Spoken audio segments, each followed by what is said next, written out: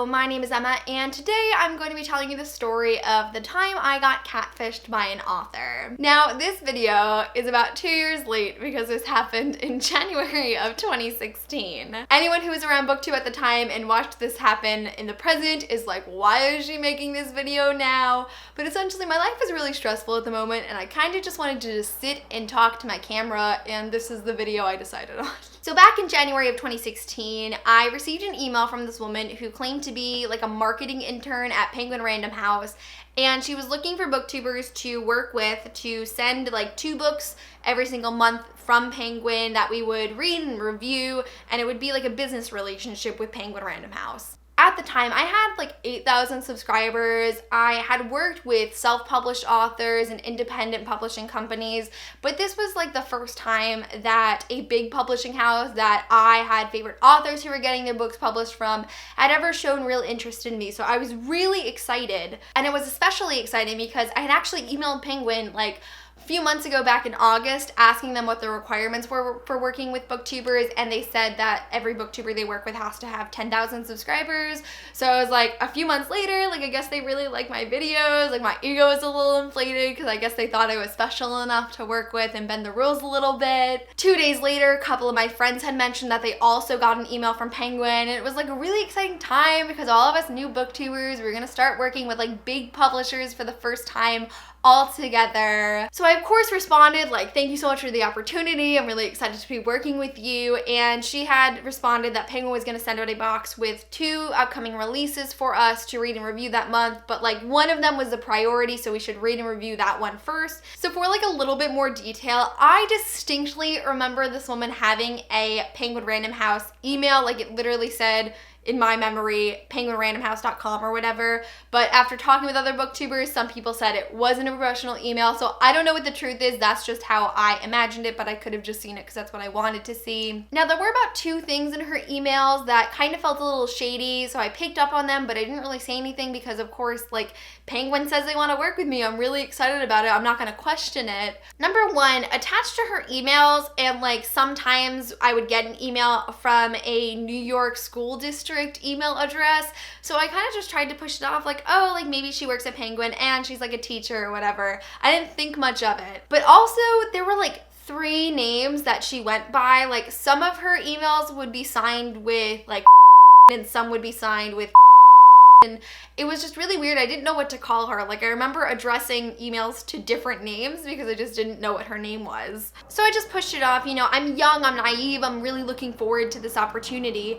And so about a week later, the books come in. So the first book I see in the box is called Seeker by Arwen Ellis Doughton, which was actually published in 2015. So it was a previous release. I was under the impression we were getting new releases. So I was like, oh, like that sucks. Like I was hoping for like some new books by authors I was really excited to read, but I'm not complaining. But again, I felt it was a little shady because it was kind of misleading to tell me we're gonna work with new releases, but you send me an older book from like a very tiny imprint of Penguin. And then we get to the second book, and I don't really want to say the book's name or the author's name. If you Google the situation, you're gonna find it yourself anyways. I just don't want anyone sending hate to this author on my behalf because this happened 2 years ago and truly I don't care. The first thing I noticed about this book is it's really tiny. It's like 140 pages, and also the cover and the back cover of it doesn't look like a Penguin book. Big name publishers have a certain format on the back of their books where they give the synopsis and blurbs and other books and stuff. This one was just text, which is usually an indicator of a self-published book or an indie publisher.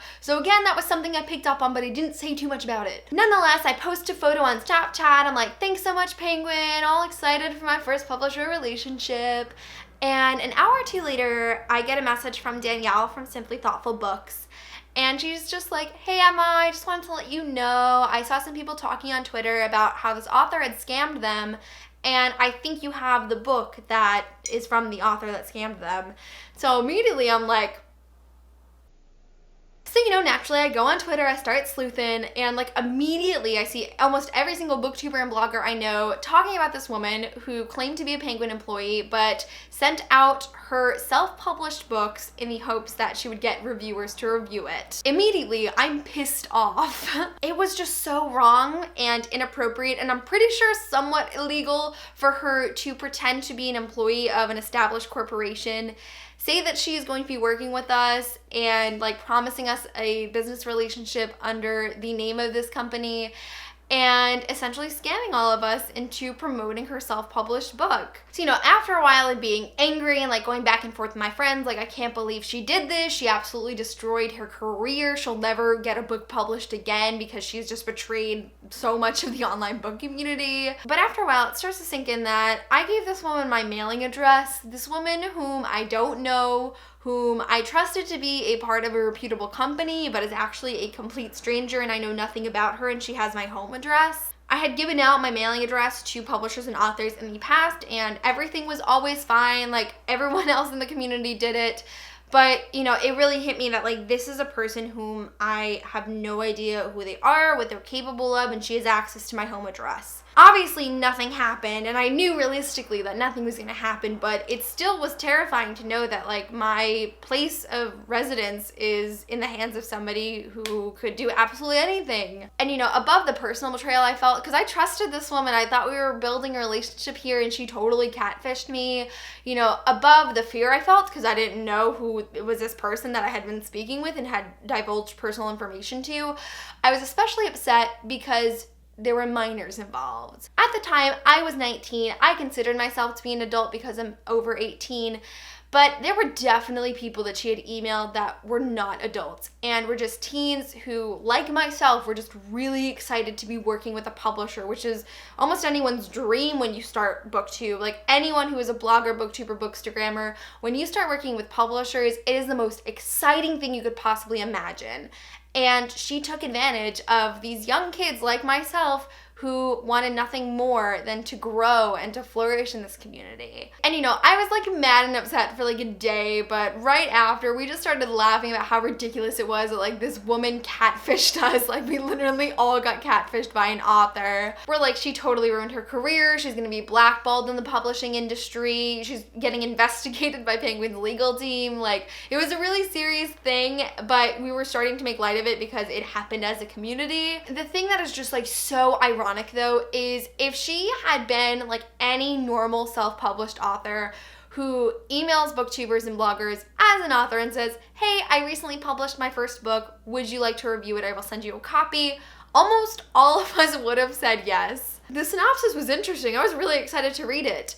But she had to go the extra mile to be deceitful and wrong, and she completely fucked herself over, and I feel no sympathy. The story essentially ends there. Everyone found out that they got catfished and she was scamming everyone. She deleted her website, her Twitter, her email address, like everything was gone. I never heard back as to what happened with Penguin's legal team. She disappeared off the face of the planet and we haven't heard anything since. But the lingering feeling that I still have about the story is I'm afraid it's gonna turn off new booktubers and new bloggers and new reviewers from accepting opportunities from authors and publishers because they're afraid that the same thing is going to happen to them. All that I can say, in the past 2 years since this incident, I have had nothing but good experiences working with authors and publishers. This was definitely an isolated event. I had never heard of it happening before, and I hope it never happens again in the future. Of course, in the future, be cautious with who you coordinate with online because we truly never know who we're talking to. All that stranger danger shit was true in middle school. If you're really concerned and working with companies for your platform is something you're very dedicated to, get a PO box. That way it's safe and anonymous. But I do not want people coming away from this story thinking that they need to be afraid of being scammed and catfished and people soliciting information from them online, because that's really not how the book community is, and it's a shame that like this will be a stain on those sort of relationships in the future. So that really concludes this video. If you were there for the great booktube catfish of 2016, I hope you enjoyed this little trip down memory lane, and if you have never heard of it before, thanks for listening to me ramble about something that's totally irrelevant. But that is it for this video. Thank you guys so much for watching, and I'll see you soon for a new video. Bye!